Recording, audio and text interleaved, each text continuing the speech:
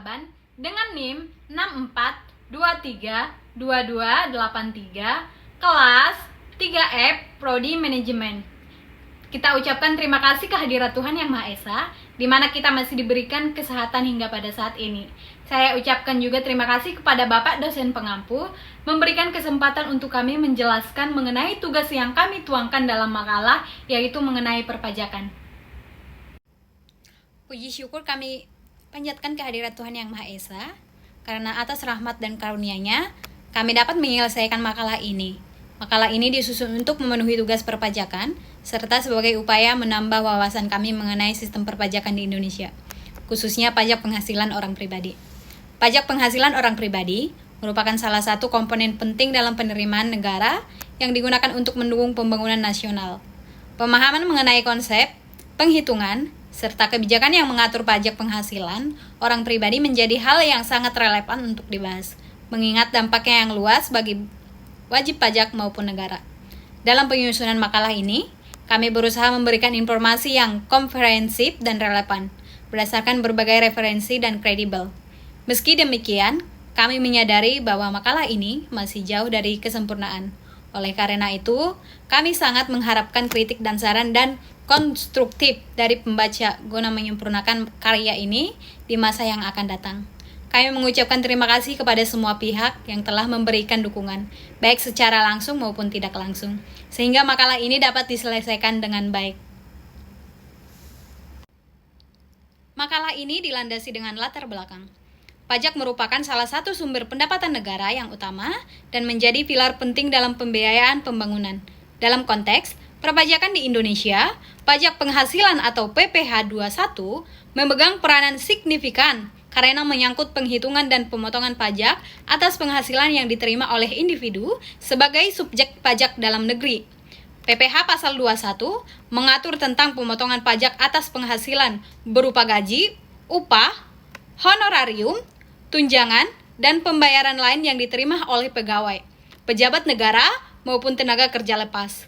Pemotongan ini dilakukan oleh pemberi kerja atau pihak yang memberikan penghasilan, yang bertindak sebagai pemotongan pajak. Pengertian pajak. Menurut Undang-Undang Perpajakan Nomor 28 Tahun 2007 tentang perubahan ketiga atas Undang-Undang Nomor 6 Tahun 1983 tentang ketentuan umum dan tata cara perpajakan yang dikutip oleh Sumarsan, menyatakan bahwa pajak adalah kontribusi wajib kepada negara yang terutang oleh orang pribadi atau badan yang bersifat memaksa berdasarkan undang-undang, dengan tidak mendapatkan imbalan secara langsung dan digunakan untuk keperluan negara sebesar-besarnya kemakmuran rakyat. Sistem pemungutan pajak Indonesia. Indonesia memiliki beberapa sistem pemungutan pajak yang pernah dilaksanakannya. Yang pertama, Official Assessment System adalah suatu sistem pemungutan di mana aparatur pajak menetapkan jumlah pajak yang terhutang dari wajib pajak. Yang kedua, Self-Assessment System adalah suatu sistem pemungutan pajak di mana wajib pajak menetapkan sendiri jumlah pajak terhutang sebagai dengan ketentuan peraturan perundang-undangan perpajakan. Ketiga, Withholding System adalah suatu sistem pemungutan pajak di mana penghitungan, pemotongan, dan pembayaran pajak serta pelaporan pajak dipercayakan kepada pihak ketiga oleh negara. Yang keempat, Full Self-Assessment System. Wajib pajak diberikan wewenang sepenuhnya untuk menentukan besar pajaknya. Wajib pajak aktif menghitung, memperhitungkan, menyetor, dan melaporkan sendiri pajaknya. Adapun fungsi pajak, menurut Mardiasmo 2009 ayat 1, menyatakan bahwa ada fungsi pajak yaitu: yang pertama, fungsi budgetar. Pajak sebagai sumber dana bagi pemerintah untuk membiayai pengeluaran-pengeluarannya. Yang kedua, fungsi mengatur. Pajak sebagai alat untuk mengatur atau melaksanakan kebijaksanaan pemerintah dalam bidang sosial dan ekonomi. Objek pajak penghasilan. Objek pajak penghasilan adalah penghasilan, yaitu setiap tambahan kemampuan ekonomis yang diterima atau diperoleh oleh wajib pajak, baik yang berasal dari Indonesia maupun dari luar Indonesia, yang dapat dipakai atau dikonsumsi untuk menambah kekayaan wajib pajak yang bersangkutan dengan nama dan dalam bentuk apapun. Pajak penghasil pasal 21.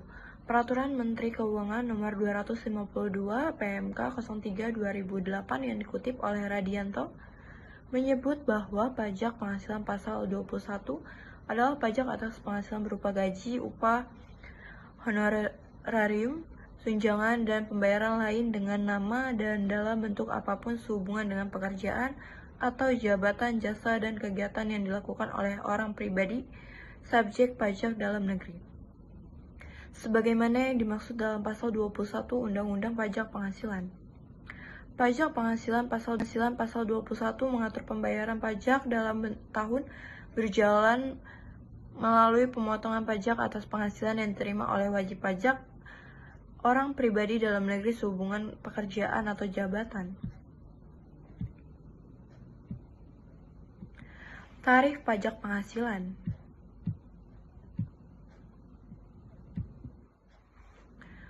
Adapun tarif pajak yang berlaku sesuai dengan Undang-Undang 17 PPH Nomor 36 2008 adalah sebagai berikut. 1. Wajib pajak orang pribadi dalam negeri adalah sebagai berikut. Lapisan penghasil kena pajak sampai dengan 50 juta rupiah. Tarif pajak penghasilan. Adapun tarif pajak yang berlaku sesuai dengan pasal 17 Undang-Undang PPH Nomor 36 2008 adalah sebagai berikut.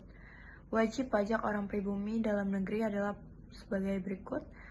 Lapisan penghasilan kena pajak sampai dengan 50 juta tarif pajak 5%.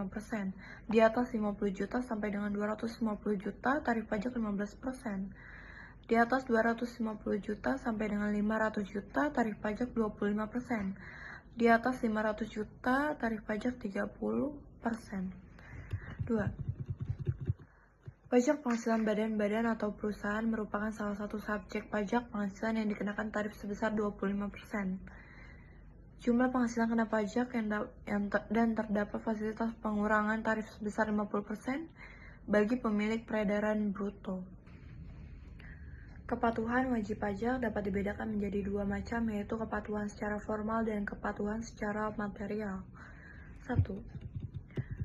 Hubungan antara sosialisasi perpajakan dengan tingkat kepatuhan wajib pajak menurut Lucia. Sosialisasi perpajakan merupakan pemberian wawasan dan pembinaan kepada wajib pajak agar mengetahui tentang segala hal mengenai perpajakan sehingga dapat meningkatkan kepatuhan wajib pajak. 2. Hubungan antara sanksi administrasi dengan tingkat kepatuhan. Muhammad mengungkapkan bahwa sanksi merupakan alat pencegah yang ampuh untuk mengurangi penyelundupan atau kelalaian pajak sehingga berdampak pada kepatuhan dan kesadaran untuk memenuhi kewajiban perpajakannya. Untuk pengisian SPT kita bisa login melalui aplikasi DJP. Kita bisa memasukkan NIK atau NPWP atau NITKU di kolom yang sudah disediakan, dan di bawahnya ada pengisian kata sandi, dan di bawahnya ada untuk kita klik untuk ubah kode dan kita klik login. Setelah kita berhasil login, maka akan terlihat profil kita atau nama kita, dan di bawahnya itu ada nomor NPWP kita, dan di bawahnya lagi ada nomor NITKU-nya. Dan di bawahnya itu ada email atau nomor telepon. Di dalam aplikasi ini kita bisa mendaftar SPT bagi yang belum memiliki SPT. Namun kalau kita sudah memiliki SPT atau sudah terdaftar, maka kita bisa melihat tahun pajak.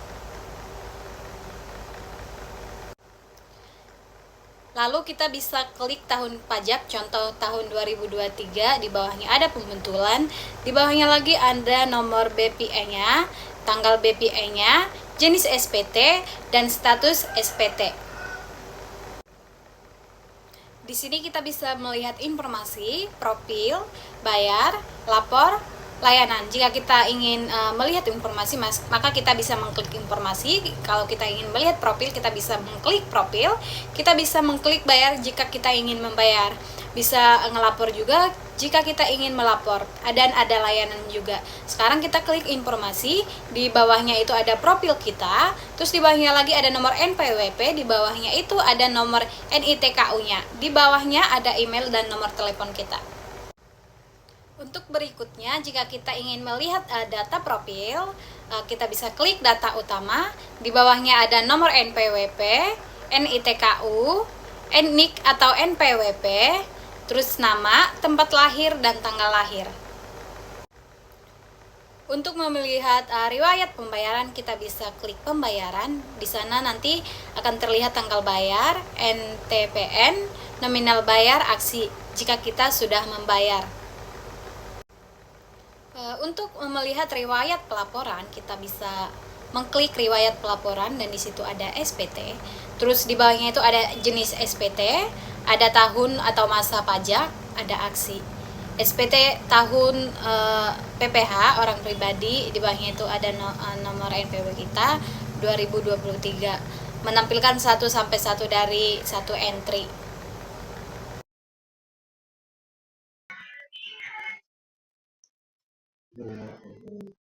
Data pajak. Bukti pemotongan pajak penghasilan pasal 21 bagi pegawai tetap atau penerima pensiun atau tunjangan hari tua atau jaminan hari tua berkala PT Anugradian Engineering. Yang pertama, penghasilan bruto. Gaji pensiun atau THT atau JHT 130 juta. Tunjangan PPh 0, tunjangan lainnya yang lembur dan sebagainya 93.427.328.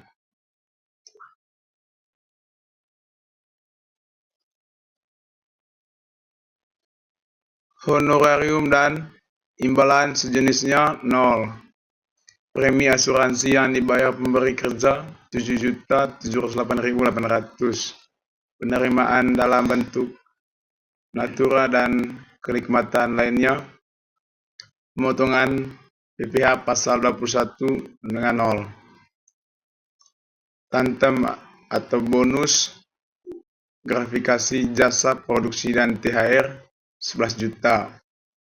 Pengurangan jumlah penghasilan bruto 1 dengan 7 sama dengan 244 juta 136.180 perak. Biaya jabatan, biaya pensiun 6 juta. Iuran pensiun atau iuran THT atau JHT 3.777.512. Jumlah pengurangan 9 sampai dengan 10 sama dengan 9.777.512 perak. Perhitungan pasal 21. Jumlah penghasilan neto 8 sampai 11 sama dengan 234.358.616. Penghasilan neto masa sebelumnya 0. Jumlah penghasilan neto untuk perhitungan PPh pasal 21 atau setahun atau disetahunkan 234.358.616. Penghasilan tidak kena pajak atau PTKP 54 juta. Penghasilan kena pajak setahun atau disetahunkan 14 sampai 15 180.358.000. PPh pasal 21 atau penghasilan kena pajak setahun atau disetahunkan 21.053.700. PPh pasal 21 yang telah dipotong masa sebelumnya 0. PPh pasal 21 terutang 21.053.700. PPh pasal 21 dan PPh pasal 26 yang telah dipotong dan dilunasi 21.053.700. Perhitungan pajak. Penghasilan tidak kena pajak atau PTKP 54 juta. Penghasilan kena pajak dikurang penghasilan itu sama dengan PTKP sama dengan 234.358.616 dikurang 54 juta. sama dengan 180.358.616. Dikarenakan penghasilan kena pajak atau PKP lebih dari 60 juta, maka perhitungan PPh 21 dihitung secara progresif seperti langkah berikut. Perhitungan progresif tahap 1 atau perhitungan PKP 60 pertama.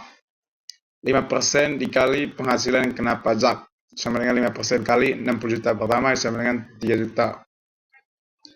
Perhitungan progresif atau tahap 2, perhitungan PKP sisa sama dengan 15% dikali sisa penghasilan kena pajak 180.358.616 dikurang 120.358.616 sama dengan 15% dikali 120.358.616 dikurang 18.053.792.